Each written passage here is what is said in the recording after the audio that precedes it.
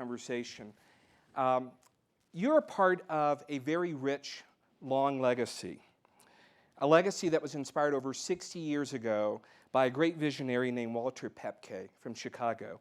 Walter was the president of the American Container Corporation. And a friend convinced him to come to Aspen, and it was a ghost town, and he bought all of the land, most of the land. And he had a great vision, and the vision was to create an experience, a destination. It was right after World War II. He was German. He was greatly concerned about the American sentiment towards the Germans. It was the bicentennial of Wolfgang Goethe.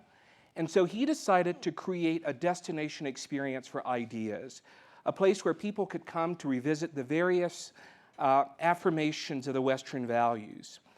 He found three friends. He found one friend who was head of Life and Time, Luce. He found another friend, Hutchins, who was the president of the University of Chicago. And he shared this great idea. And there was a guy named Mortimer Adler who had just started the Great Book series, the Introduction to Western Civilization. And it started here at that first convening 60 years ago. They came here, they invited Albert Schweitzer as a keynote speaker. They invited Thornton Wilder. They invited Ortega. They invited all the great, Artur Rubinstein, all the great artists, all the great musicians, all the great humanists, to talk about Western values and the future of this world, the future of this country post-World War II. And that was the beginning of the Humanistic Center for Studies in Aspen, which is now the Aspen Institute. Much has changed, but much has not. What has not changed is the fundamental core principles of the Aspen Institute, and that is to bring enlightened individuals together. And I forgot a very important footnote. He said to Luce at time, I want to bring leaders here. And he said, well, we'll get academicians, we'll get all the great humanists. And he said, but don't forget about the great unwashed of America. And he said, who are the great unwashed of America? And he said, the American businessmen. And they have a responsibility that they need to realize, and that is how to step up and to give back to society. And we want to create a platform where they could come together and explore very important ideas and look at the critical issues that affect us in society and to challenge them to use their voices and their platforms in addressing those societal issues. And that is the Aspen Institute. And that is why you're here today. And there are tons of people who come to the Aspen Institute in Washington, in New York, here in Aspen, to engage in conversations about the timeless values that inform our own sense of responsibility to the society that we live in. And when Walter Isaacson came in 2003, he also had a great vision for the Aspen Institute. We have 30 policy programs here at the Aspen Institute. And Walter challenged us to realize our responsibility in moving thought to action. And those programs are very diverse. The Rockefeller Foundation's commission inspired McConnell and Reed to sponsor the only piece of legislation, bipartisan legislation, to reform the appointments process that President Obama signed into law a couple of weeks ago. Madeleine Albright, former Secretary of State, heads our Aspen Strategy Group, where all the former national security advisors and former secretaries of state come here to Aspen to think about the challenges that we face globally and to come up with viable solutions. And the list goes on. We audited No Child Left Behind. When the White House decided that Camp David was not the ideal place for the Israeli-Palestinian peace talks, Aspen was chosen as a destination. The Y Peace Accords on the Chesapeake. So just when we thought things were great and going extremely well, and things could not get any better, Walter Isaacson found a woman by the name of Ann Mosley. And he brought her to the Aspen Institute with a lot of help and encouragement from people like Peggy Clark and Janet Topolsky, who are in the audience, who are my colleagues. And Ann shared a great vision. She realized what we were not doing at the Aspen Institute, and she wanted us to answer a very important call. And that is why you're here today. You're here to engage in that timeless conversation about our responsibility to realize our capacity in addressing very critical issues. And yes, we are at an inflection point. We have Ascend Fellows who are part of a larger new dynamic at the Aspen Institute. And that is how do we think about the young leaders of our generation? How do we challenge them to think about what do we want the good society to look like and how they could use their voices and their platforms and their resources to step up in profound ways to affect change? And so thank you for being here, Ascend Fellows, and thank you for your support, those people who support the Ascend Fellows program. And thanks to our two great guests who are with us tonight. We have two people that need no introductions, really, but I'll introduce them anyway. I'll introduce them briefly. Their bios are in your programs. I think if you know anything about politics, you know the name of Celinda Lake. If you turn on NPR, it's either going to be Nina Totenberg or Celinda Lake.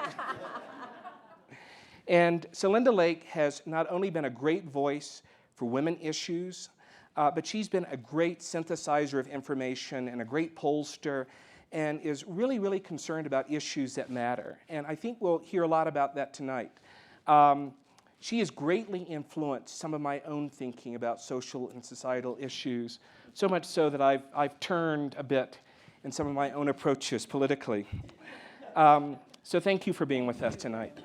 Michael Gerson writes for the Washington Post. He's a syndicated columnist. Many of us know Michael Gerson for being the senior speechwriter for President Bush at the White House, presidential speechwriter, as well as senior advisor. And Michael was always committed to very important issues related to global poverty and global health. And you knew him as much in the White House for his commitment to those two issues as to giving great words to the leader. I'll tell you one quick little anecdote about Michael, too. I would always see him with two legal notepads at Starbucks. And it takes all of the mental capacity that I have to fill up one notepad. But he had always two notepads. The other anecdote was one day I was going into the Oval Office and I saw Michael walking out of the Oval Office with Bono. And I thought, gosh, he is really good. If he has gotten Bono to join the speechwriting team, things are going to really start looking up for us. So, Michael, we're happy to have you here as well.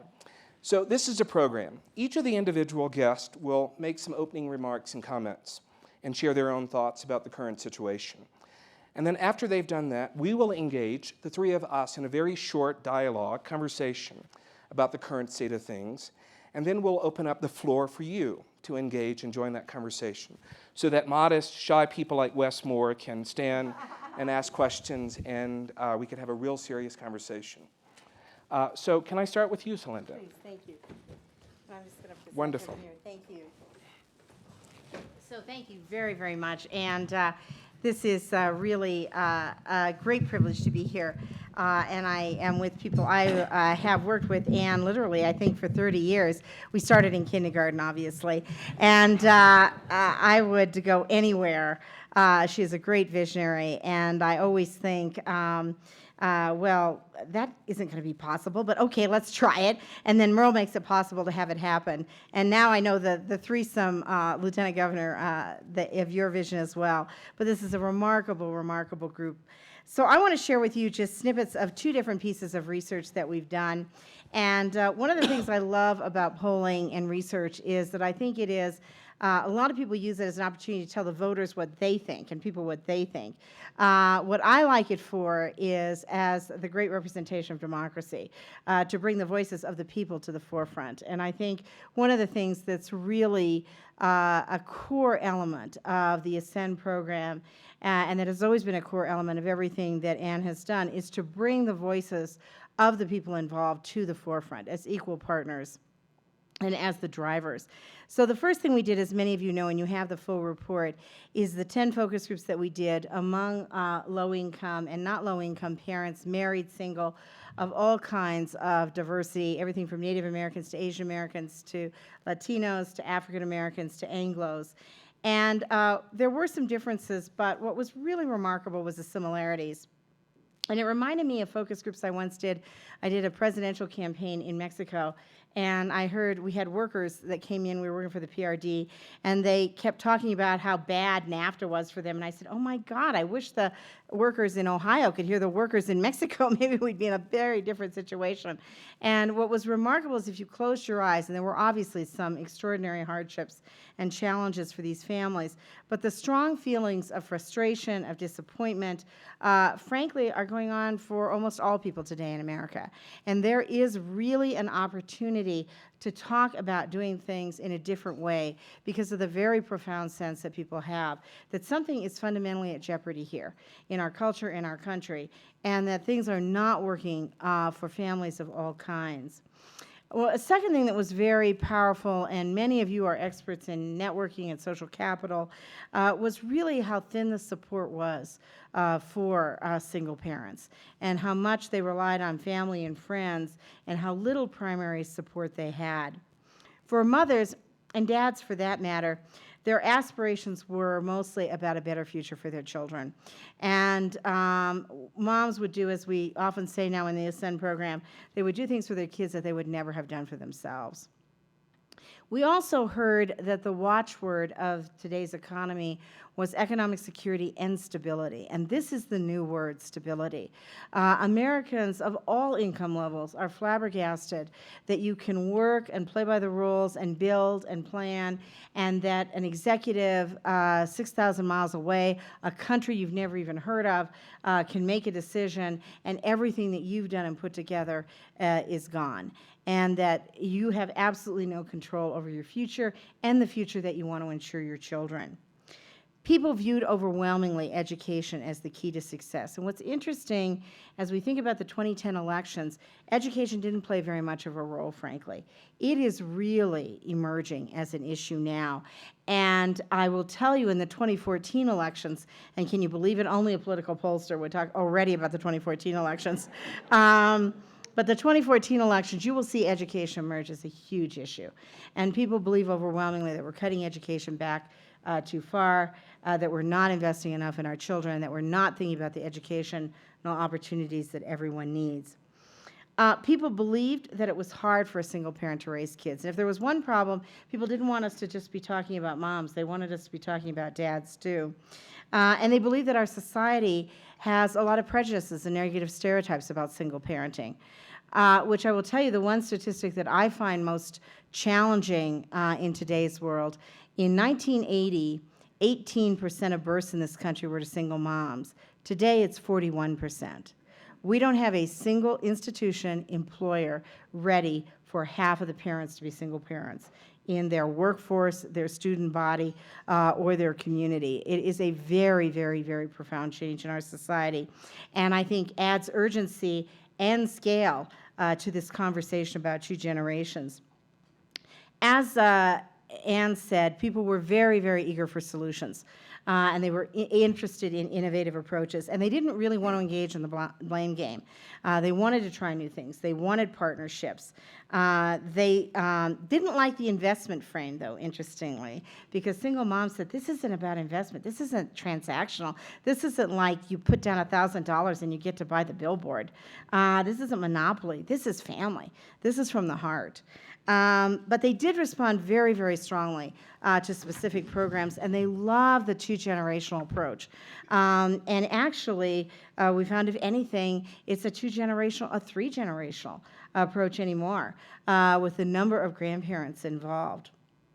So we built on that work of listening to the voices of single parents and low-income families and married families as well.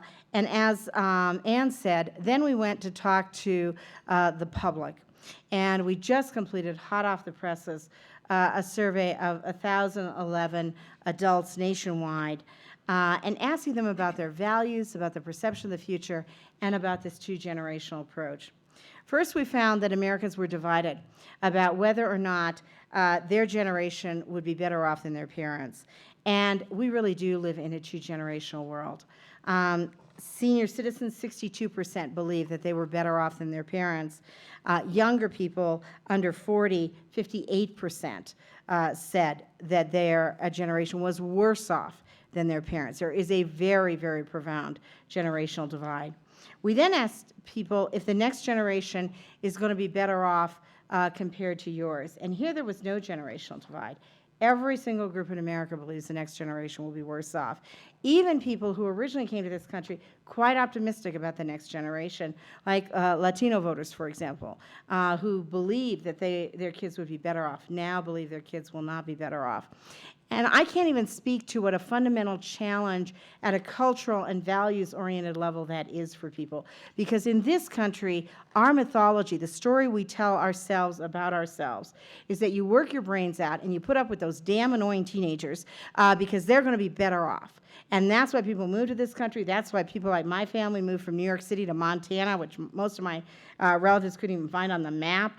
They said, Mount, what are you moving to? Because their kids were going to be better off. It is a very fundamental challenge to our psyche if that's not true. This is a country that for a long time, and throughout the 80s and 90s, wanted opportunity. Opportunity was the #1 economic value. What we find now is that people want security. Security is the #1 value. But the new word that is even more important is stability. And stability has a very interesting ability to unite some very disparate groups. So the two groups that most want stability are unmarried moms and married men, married dads. Both of them feel like instability is rocking their world and rocking who they think they are supposed to be. Married dads think this is my identity. I'm supposed to be able to produce stability for my family. And unmarried moms think the single hardest thing for them on a day-to-day level as well as a year-to-year level is to introduce stability. God bless America, we still believe that it is possible to be in the middle class. 85% of Americans think of themselves as middle class. It's a state of mind. It's not an income category. But only a quarter of Americans think it is very possible to be in the middle class.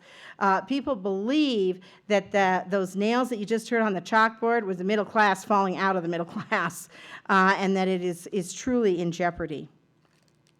Most Americans believe that hard work is the #1 thing you need to accomplish your goals, followed by education and training. Although, interestingly, African Americans believe that education and training is even more important than hard work. And what was interesting is the tremendous appeal of some of the ideas of this two-generational approach, particularly around education and training, what appeal that had for people. Of course, as Americans, we always like everything, right? We want to have it all. We want the hot fudge sundae with the whipped cream and the nuts and the maraschino cherries, and we don't want to put in any weight after we eat it. 63% of Americans, though, did believe that the best approach that we could take is to combine parents and children. And this is a brand new idea to people. There are not very many policies that they think of as models. Only 20% of Americans said we don't need any more programs. And in fact, that means that only half of Republicans said we don't need any more programs. We then described a program, as we said, one program designed to help people who are living in poverty get out of poverty, targets both parents and their children, so that parents get education, skills training to get a better job, and at the same time their children get a good start with Head Start, early education, quality schools. 81% of Americans favored that policy. 68% strongly favored. That rivals the popularity of the 4th of July. That is unbelievable numbers right now in such a distrustful situation as we have. That is, other than the Lieutenant Governor of Colorado, that is more popular than any politician on either side of the aisle, is that program. And then we asked people, well, what if this increases your taxes? And America's very tax sensitive right now. But we found that that program fell only down to 70% support, 52% strongly, if it increased your taxes. Democrats love the program. They were off the charts, 95% in favor of it. They didn't care if it increased their taxes. Independents, over 2/3 supported it.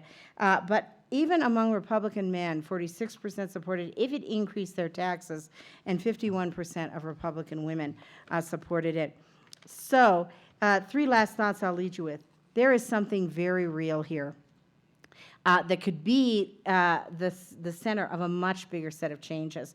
This is one of the few good ideas that people have that they think really fits in the world that we live in today. So many programs that people hear about, so many solutions don't fit the world that we're living in today.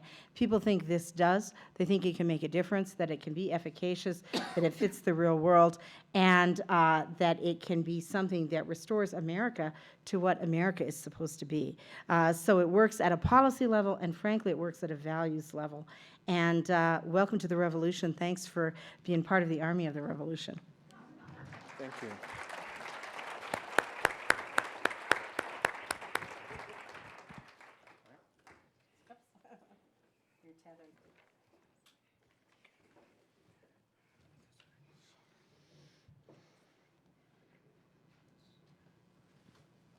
It's an honor to be with all of you tonight.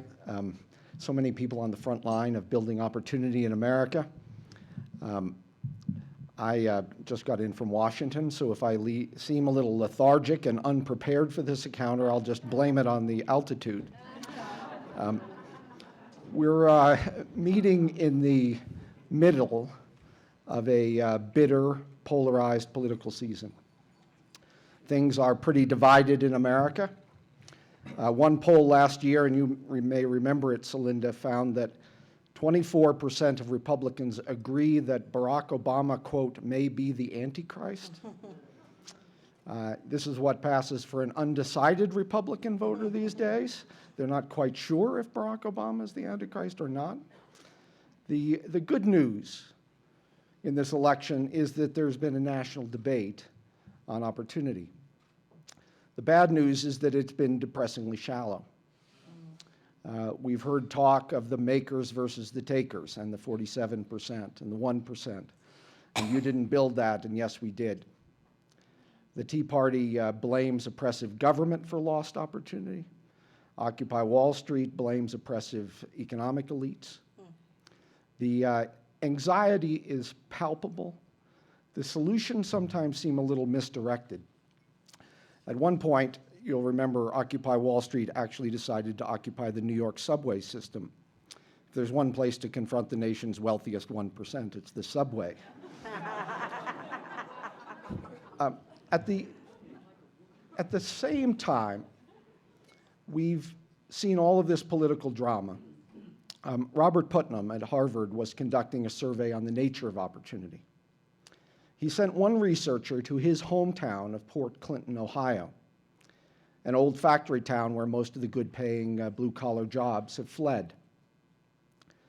The interviewer talked to a real woman given the fictional name of Mary Sue. Her parents had divorced when she was small. Her mother started stripping and would leave for days at a time. Her stepmother beat her and confined her to a single room with gates. Mary Sue told the researcher that at one point, her only friend was a yellow mouse that shared the apartment. She was sent to juvenile detention for selling pot.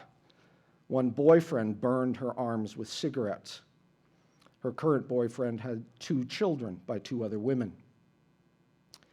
It's a haunting image for me. A little girl abandoned by the adults in her life, kept company by a mouse. And yet Bella calls such challenges distressingly typical in America's working class. Few questions naturally arise. What does equal opportunity possibly mean in a case like this?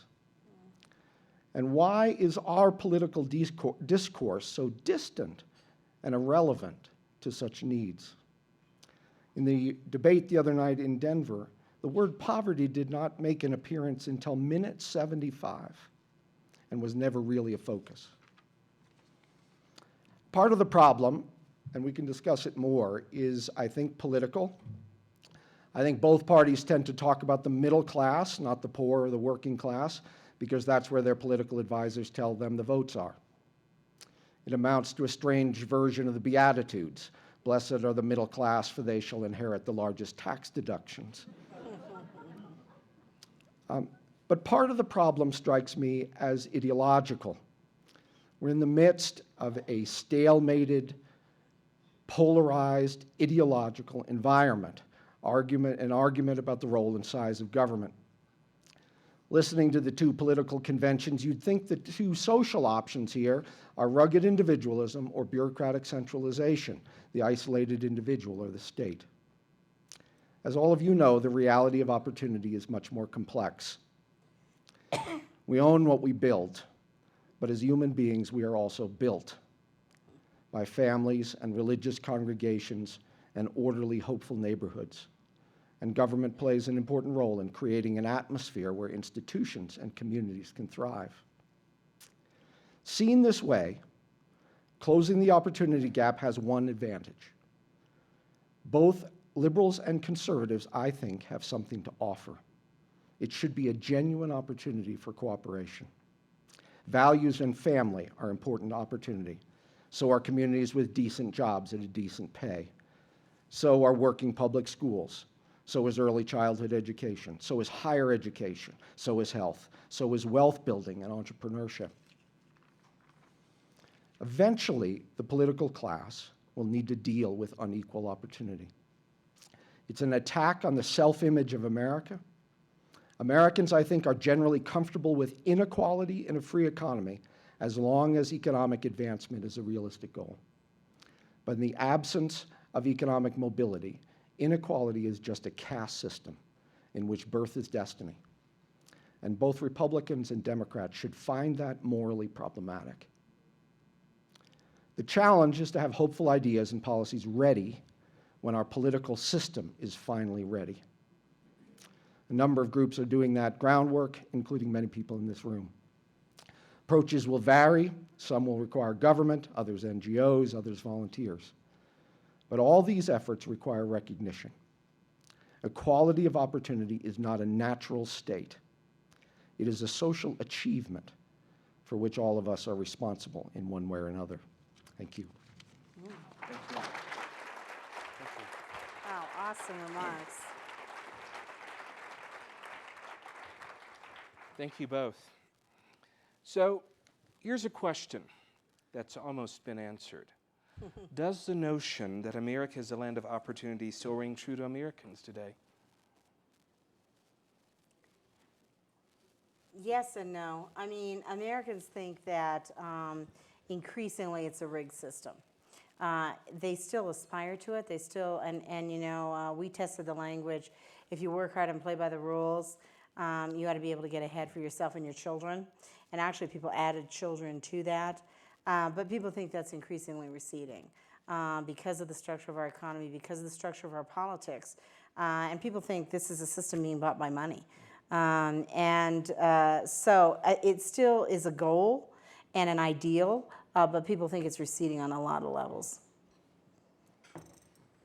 Any comments? I agree with that.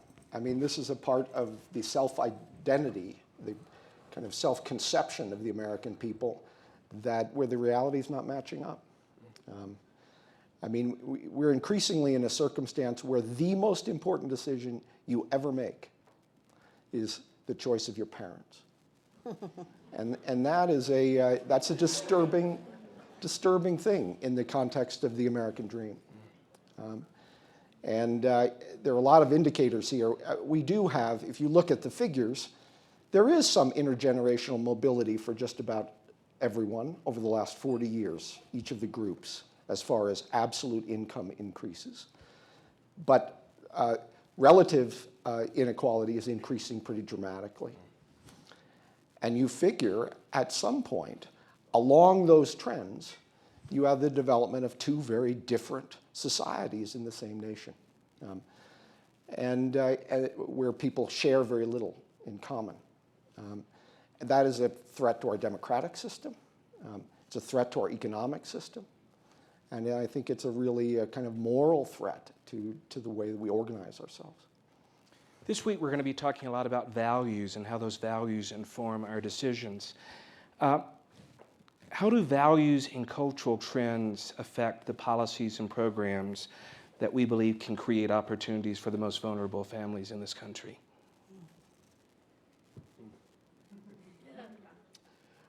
Well, if you look at, Brookings just put out a report, and I was at when they announced the report called Pathways to the Middle Class, just 2 weeks ago, last week. And I think it was an important document that Sahil put together, making the case that our moral instincts are still correct about the nature of success and opportunity, working hard, getting educated, all those sort of things. But so are a set of structural factors, often related to government, that have to be taken seriously as well. And I think it is one of the reasons that this is, a perfectly purple problem, is that I think it's essential to take seriously the value-shaping element of community, which often takes place in religious contexts in America, which are some of the strongest structures that remain in communities that are disorganized communities. And at the same time understand that there are a set of structural factors here that relate to big trends like globalization, trends like educational failure, that are public responsibilities that we share as a country. So I think that the best approaches on this are balanced. They understand that we've always had a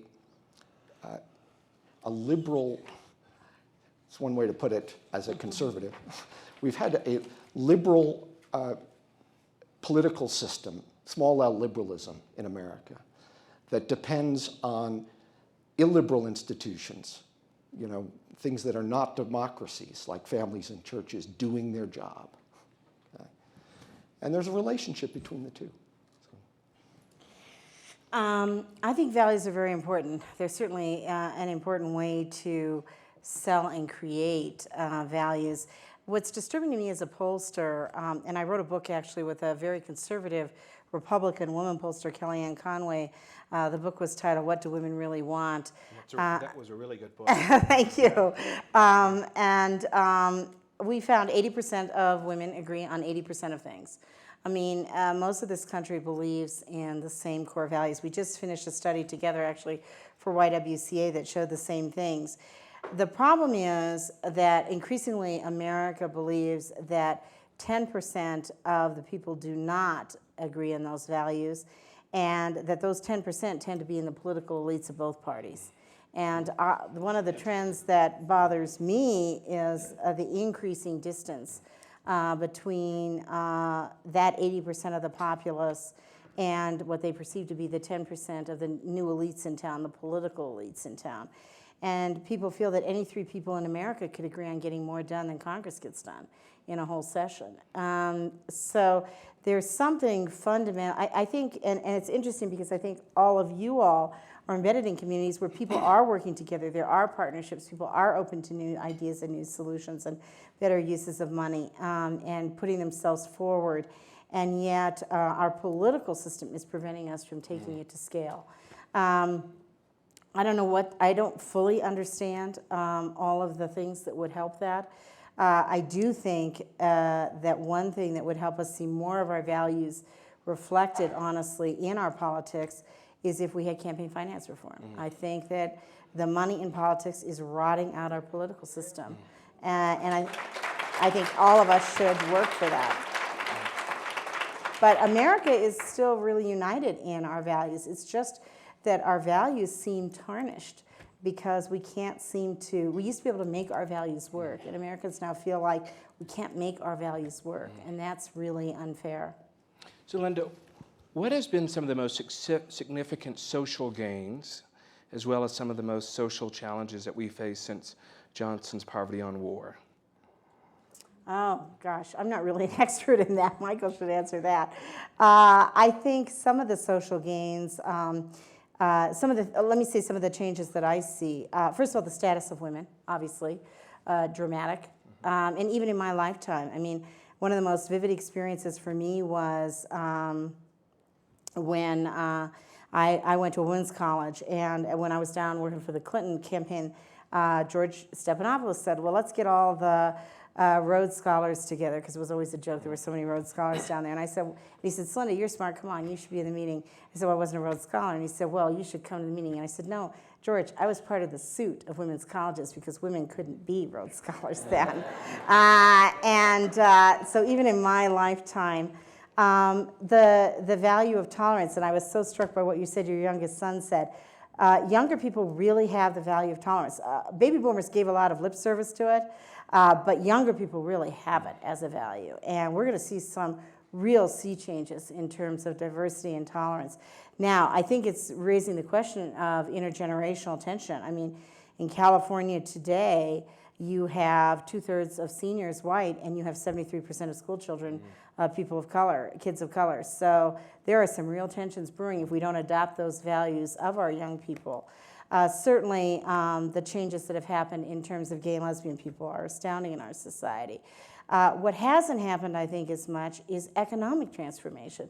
The social changes have been, I think, much faster than the economic ones. And if anything, I think our economics has receded. And that's something that we really, globalization has also set that back.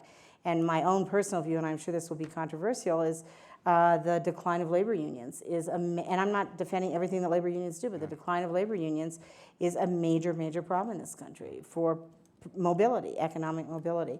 So I think that we have to figure out how the social changes, which are quite fast in our society, can be paralleled by economic changes instead of falling backwards economically. This is Johnson's War on Poverty, 1964. Mike, do you have any comments to make? Well, I would only add, and people have different views on different policies here, but we've had over the last few decades some real successes in social policy in America. You know, there were major cities in America that thought the control of crime was impossible, that this is literally impossible. And some innovative ways, broken windows theories and other things, halved murder rates, dramatically reduced crime rates. I think Bill Clinton's achievement in expanding EITC was a genuine achievement in these areas. I also think that Bill Clinton's achievement on welfare reform was a genuine, humane achievement in promoting work and dignity. And so I think that there is a number of issues where there have been successes in public policy that we should, take some comfort from. You can see it in pockets on education reform. You can see it in pockets on early childhood education and other things. And the question is whether we can bring some of that to scale, and a lot of that is really a question of political will, whether we can act together on a scale that's necessary to confront a problem this widespread. So let's talk about this election for a moment. I know that you're both dying I hate to see a room of grown people cry. Election's fine, debate's not. All right. So how might this election influence a conversation on opportunities for economic mobility? Well, boy, I'm not too hopeful about this election. I mean, I think that Barack Obama will win in a narrow victory.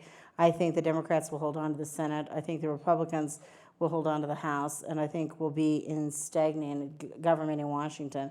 And I think if you're looking for change in Washington, just like Lyndon Johnson said, if you're looking for a friend in Washington, get a dog. I think that the one opportunity may be, I think that Barack Obama has to step back and think this is a man and a team, very rightly so, very interested in their legacy. And I think whoever fills that the legacy in, I think there's an opportunity for a legacy, and I hope that will steer us in some better directions. I think the opportunity of these elections is not this election, but 2014. You're going to have 36 governors up. I think the governors are centers of innovation. Governors have to make things work. They can't deliver unbalanced budgets. They can't tell people, well, we can't get anything done right now, so come back in a year. They have to deliver. I also think the mayoral elections, some of the most innovative leaders I know, and I don't think it's accidental that Governor Hickenlooper was a mayor. And you know, mayors can have fine ideas. I often joke that it's the hardest office in America because I love it when my mayor in Washington passes a nuclear-free zone. But God damn it, if my garbage isn't picked up, I'm furious. So mayors have to really deliver. Governors have to really deliver. And I think one of the big opportunities for Ascend and all of the things we're involved in is getting to those 72 candidates plus who will run for governor and giving them some new ideas, because I think they will want to move on things. So I think that's the opportunity, honestly, more than, unfortunately, the national elections. The last thing I will say is my hope is that Barack Obama will be reelected, appoint a new Supreme Court, and that we can get Citizens United is a ridiculous decision. This is bot speech. It's not free speech. And I don't mean to be on this platform, but I really believe we will get nothing accomplished as long as we have the kind of obscenity in campaign spending that we have. We need a new Supreme Court decision. And before we go to Mike, why aren't we talking about poverty? We're talking about the middle class, the candidates are. Why aren't we addressing poverty? Well, I think for a couple of reasons. First of all, even poor people don't like to be called poverty, number one. I mean, poverty is not a good word. I think we are talking about getting our economy going again. You know, this is very much an equal opportunity recession. And it's an interesting time to have this conversation because people think you don't have to go, on the one hand, you don't have to go to poor people to find people in trouble. On the other hand, the solutions sound good to everybody. And so I think there's a real opportunity in this recession. I think the challenge is actually going to come when we start to have recovery. I mean, as Carol Moseley Braun said, the first African-American woman to the Senate, she said about this economy, she said, whether you came over on the Mayflower, you came over on the slave ship, or you came over on a freighter, we're all in the same boat now. And that is a uniting energy that unfortunately isn't being very galvanized. If this economy starts to recover, and some people recover faster than others, things are going to get very ugly in this country. And so ironically, I think right now is this inflection moment to have this conversation. But it is a conversation about everybody who works hard and what you can have for your kids and how we ought to have good schools for everybody and that it makes stronger communities. The last thing I'll say on this, it's really interesting, your point, Michael, about people being separated, because in the early 2000s and late 90s, college-educated and upscale people thought, I can buy my way clear for my kids. I can live in a gated community. I can put them in a private school. I can save my kids one way or the other. Now people tend to think, my kids are going to be with those other kids. We're all going to be in this together. We better have some improvement here across the board. And so it's a very interesting time to have this conversation. And I think the national campaign, unfortunately, hasn't reflected it on either side, but it is a great opportunity to be engaged in this conversation. Thank you. I guess I'd only add, because I agree with much of that, that I think it's good. The argument is going to be important in both the Republican Party and the Democratic Party to broaden the focus after this election. We're going to face a fiscal cliff immediately. We do have a fiscal challenge, which is healthcare entitlements taking up a larger and larger portion of the government to the exclusion of any other purpose. And that accelerates over time. That's a serious set of issues. We have an economic growth challenge in an increasingly competitive global market that is last month, 3 times more people dropped out of the labor force than got jobs, okay? And that's, you can't have a recovery without a job pipeline, and we need to do that. But both sides are going to need to realize that there's a third problem, which is this social crisis of social capital, increasing social division, the development of class-based structures that limit opportunity and are deeply immoral. And that hasn't been much of the discussion on either side. Sometimes I write about, in despair, about the Republican ideological makeup right now, because it often is just a lazy default libertarianism. When there are great traditions that you could be rooting ideas in, whether they're Burkean traditions or Lincolnian traditions or Catholic traditions about subsidiarity and other things. And Republicans aren't taking advantage of their ideological heritage in order to address modern problems that particularly relate to the civic sector and to speaking of a common good, kind of conservatism of the common good. But I don't think that this has been on much, near the top of the agenda on the other side either. If you look at the Democratic platform from 2008, they talked about halving poverty in 10 years. That language in this last time around was dropped from the platform out of embarrassment and quietly. And so I don't think this has really come to the top of the agenda in either setting. And we'll see. I mean, if Mitt Romney wins, which is a possibility, he'll need a governing agenda, and there'll have to be people that contend to push for that, because it's less than half-shaped right now on the domestic agenda. If he loses, there will be a significant amount of soul-searching in the party, which will probably be quite positive.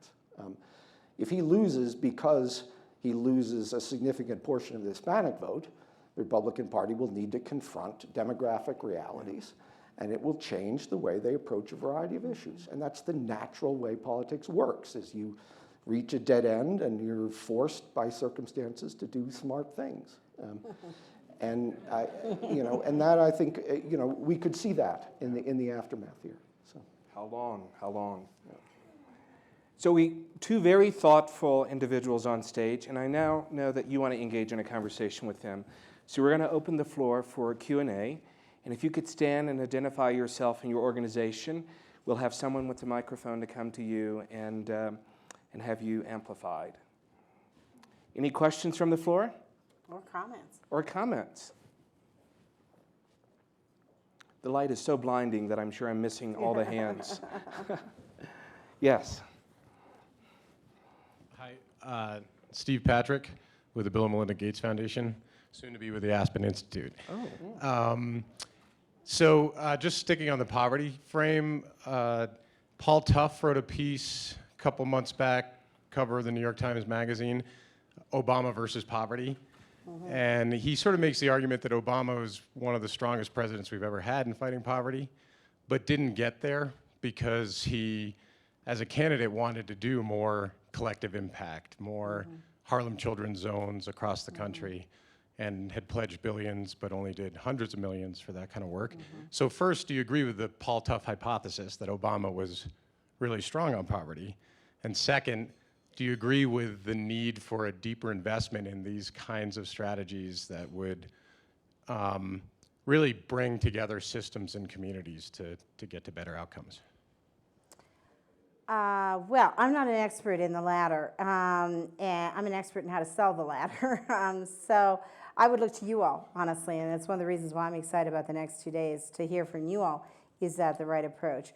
I think Obama 2008 was very invested in poverty. I think Obama 2009 through 2012 was not, honestly. And but I think Michael said a very important thing, which is either party, I think, whoever loses, and maybe both parties, because this is going to be a pretty ugly over-the-edge win, is the dead end. It's sad that vision can't produce movement, but the dead end will produce movement. And I think that there's going to be quite a bit of soul searching on the Democratic side.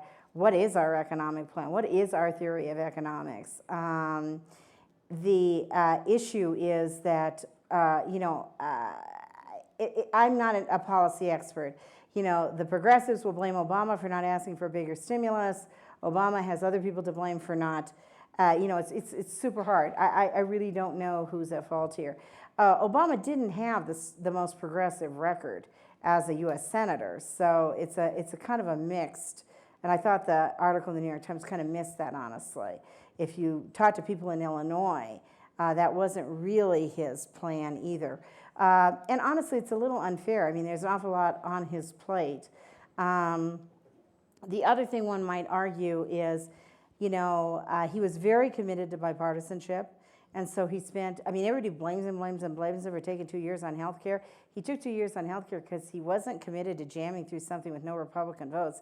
He was committed to getting something passed with Republican votes, and finally, ultimately gave up on it. And I think many of us on the Democratic side were arguing, go to Max Baucus and go to the Republicans and say, you know, you got 2 weeks, you can't come up with it, I can, and here we go.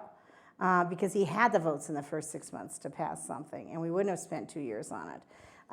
So he's a consensual politician in a polarized environment, and that is really, really, you know, hard. So I don't know what the best approach is.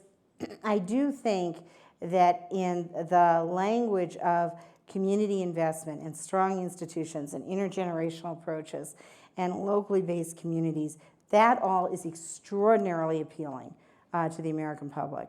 And I think this is something that can be really sold fast to them. I think they'd be very excited about it. I'm really not sure that you're going to see that come out of Washington. I do think you could see it come out of 18 of those 36 new governors.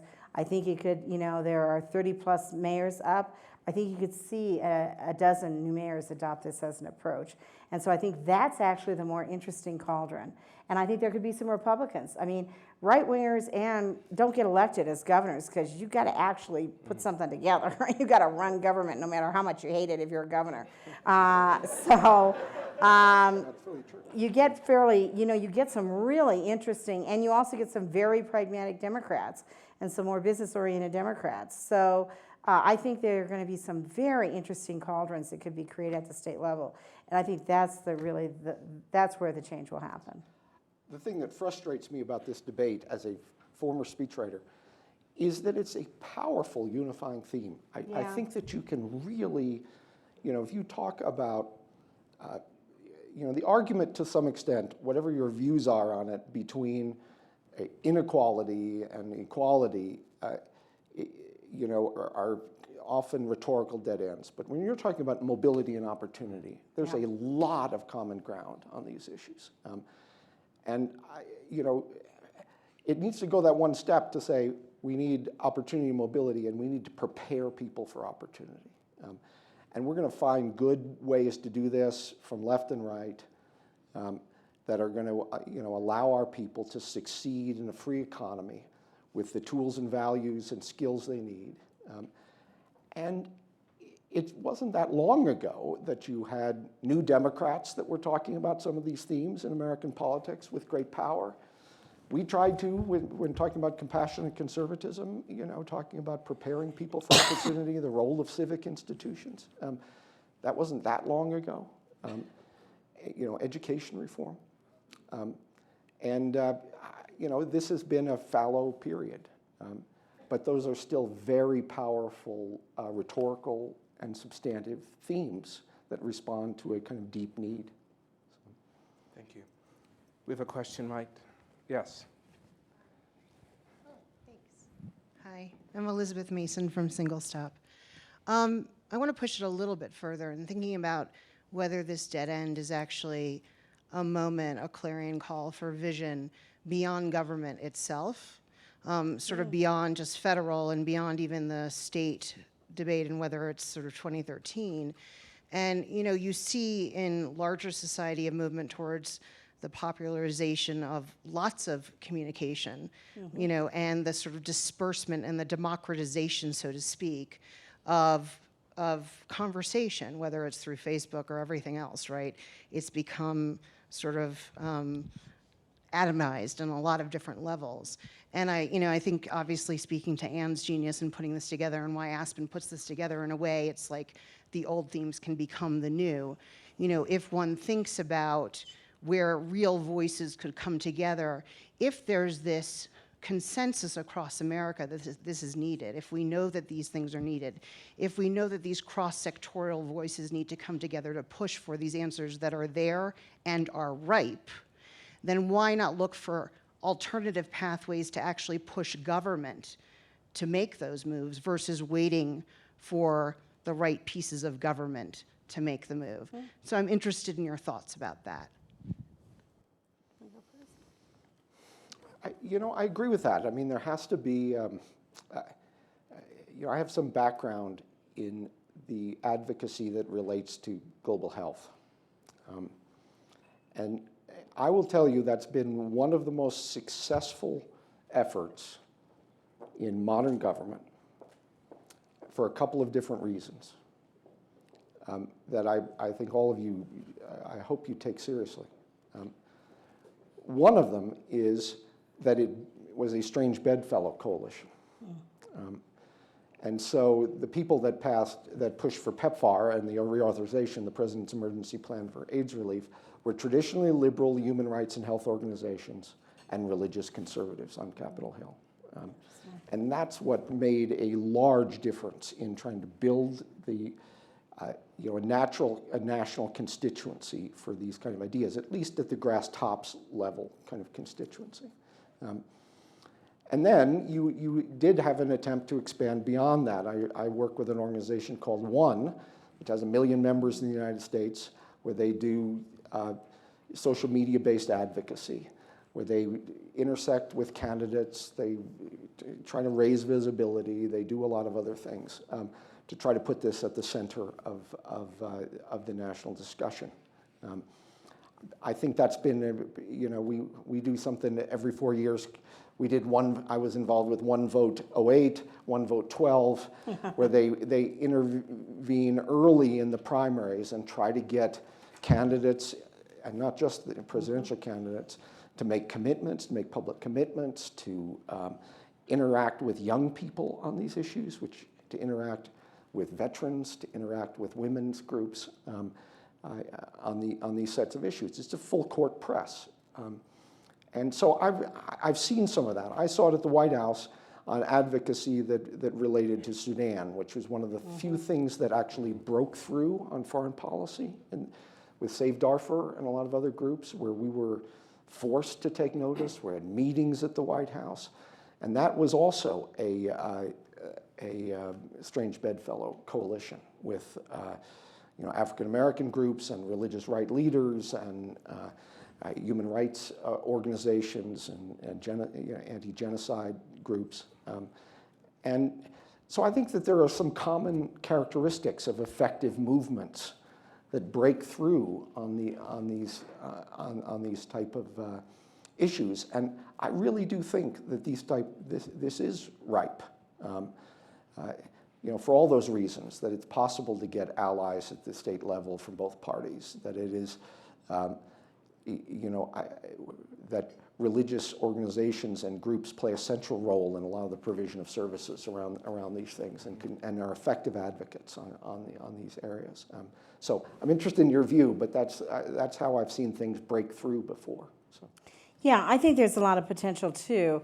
I will say one thing, that social media is kind of an odd democratization because there's a lot of work that goes and shows that actually it's led people to get more reinforcing views and actually fewer views that diverge, and that you go and get the people you agree with, and that tends to influence you. And Eli Pariser, who ran Move On, wrote a very interesting book on this. That I think the left is always accusing the right of concentrating their opinions, but actually he wrote that the left was concentrating their opinions as much too. So it is a grassroots ability, but it isn't as much of an exchange of ideas as we might wish it would be. The other thing I think is, I think these things, and it's kind of goes back to the core of my presentation, which was, I think these things move faster when you can catch big currents that are going on out there. And I hope what I made the argument is there are big currents going on out there. And if anything, we should think global and act locally. And the global currents that are going on out there, everybody's worried that all of our kids are not going to be better off. Everybody's worried that at a fundamental core values level, that what America means is fundamentally in jeopardy. Almost everybody believes, except maybe the top 0.01%, that this economy is really in jeopardy and doesn't work. It doesn't work for working people. It doesn't reward work the way that it should. So there are some really big currents going on out there that I think offer us opportunity. There's also a fundamental aspect of our culture, and I think as Sand really taps into this, There was a very interesting anthropological study, some of you have heard me talk about this before, that was done, and they tested, it was for commercial advertising. They had Brits, Germans, and Americans, and they tested the slogan, "This beer's formula has been the same for 99 years." And I can't remember what the Brits said. Probably they said, "Well, we want tea, we don't want beer anyway." The Germans said, "It's Bavarian beer. It's the best in the world. Same formula in 99 years." The Americans said, 99 years and you couldn't improve it? Give it to us. We'll make it better in 6 months. America likes change. America wants to try something new. That's the biggest beef. We ask in our focus groups, what's the one question you want to ask Barack Obama? Without exception, the question is, where are you headed in the next 4 years? What are you going to do? What's the first bill you're going to introduce? Tell us where you're headed. They don't even care so much where it is. It's just like the Tin Men. Let's just get on the road. Let's sell some tin roofs. If it's only to each other, let's get some forward momentum going. And I think that's an enormous opportunity for creative and new solutions. We have time for one more question. Yes, right here in the center. Good evening, Alandra Washington, Kellogg Foundation. As you talked about the uneven recovery, and I think, Celinda, you mentioned that, and I'm thinking about Ascen's work that really looks at equitable solutions. So as you're thinking about both gender and racial equity, and we talked about inequality and equality, but I haven't heard much about equity. We know that the unemployment rate for the African American communities has been above 10% for the last 30 years, with all of the strategies and policies put in place. So how do we look at this from a standpoint of equity, both from gender and race? Yeah, it's a really good question. And I don't mean to use you as a straw woman, but I will. The first thing I would say is we don't use the word equity. To be honest with you. Fairness tests a lot better than equity. Americans really don't believe in equal results. What they do believe is an equal shot, an equal early chance, and then where you end up is where you end up. And if you win the lottery and buy yourself a purple Corvette, then you win the lottery and buy yourself a purple Corvette. If you flounder and make mistakes, then you flounder and make mistakes, you got to take responsibility for them. People do believe in a second chance, but they don't believe in equality of results. What they do believe is that everybody ought to have a shot at it. And they, it's so amazing what you said, that the most important decision you'll make is who your parents are, because Americans firmly believe, the sins of the father should not be on the son, with a religious fervor to it, and that, Montana, where I come from, we were called the stub-toe state. We were settled by deserting Confederate soldiers. Where I grew up, no one ever asked you where your family came from or who your family was. I went east to college, and my parents said, "How's it going?" I said, "I've never met such rude people. They're all asking where your family's from and what your grandfather did." I'd never even heard that question asked because, hell, they were in jail or deserting or something, or they wouldn't have been in Montana. This is a country that believes, okay, you get a shot, and then it is what you make it. Now, people fully understand that a lot of people aren't getting a shot right now, and that's wrong. And that's what people want to change. And that if you work hard, you ought to have some control over that shot, and it shouldn't be taken away by an executive sitting on Wall Street or something like that. So I think we need a new language and a new approach to talking about this, but I think there's something very fundamental here where people think the system is becoming class-oriented, that it is becoming rigged, that your kids don't have a shot, that you can work hard and you can't get ahead, that it's not under your control, and there's something very, very profound, but I think it needs a new conversation that could really unite this country behind some change policies, including policies that would say, you ought not to have, and it would test better actually to say what zip code you're in, but it tests incredibly well to say the kind of education you get or the unemployment rate shouldn't be depending on what zip code that you live in. And people think, yeah, that's truly wrong. And I noticed you said, Lieutenant Governor, that rural kids are not graduating as much either. We need a new conversation that includes all of these fractures in our core belief about ourselves.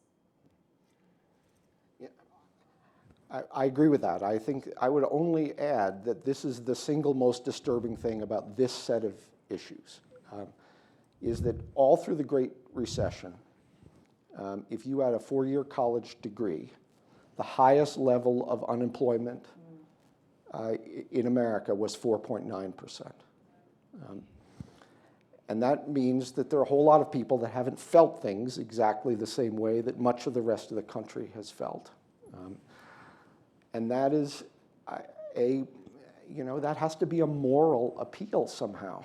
You have to convince people in an increasingly, in a stratified society where education and family background and other forms of social capital matter so much, okay, that they need to care about the whole. And that's a moral case, that somehow that we have a common destiny, a common country. We're not just in it for ourselves and our children. And that maybe is the requirement of leadership. It's very hard you need people to take that kind of leadership in public.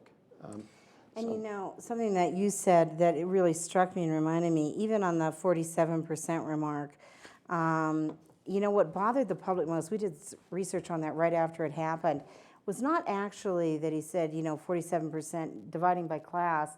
What people hated most about how they heard that remark, and that's why I think your point, that last point that you made, is what ought to be the ending of both presidential candidates' debates, is that they thought it was just terrible that there's anybody in America you wouldn't represent. If you're the President of the United States, damn it, you represent everybody, and I don't care whether you like them or not. You represent everybody. You are the President of the United States of America. We just did focus groups on turnout in African-American voters, and we tested the slogan, he's the first African-American president. And the groups were angry about it, and they said, do not call him African-American president. He is the American president. That is our point. And that is an incredible unifying theme that unfortunately I don't think any of our leaders are speaking to right now. Well, ladies and gentlemen, that's another great evening at the Aspen Institute. Well, thanks to the great moderator. Before you get up and leave, just 3 comments more. I'd first like to thank Mr. Gerson and Ms. Lake. Thank you. They were incredible. Thank you. The Aspen Institute is a nonpartisan organization that brings people together to have these type of ideas, and you two have articulated them extremely well. So thank you very much. 2 housekeeping notations. One is tomorrow morning in this room at 8 o'clock you will convene and breakfast will be served, so be on time.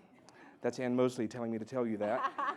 And then secondly, you should check in 24 hours in advance for your flights. And then the last note is I'd like to, these were my talking points. The last thing I'd like to say is thank you, Ann, for this lovely evening, for bringing Aspen to the Aspen Institute.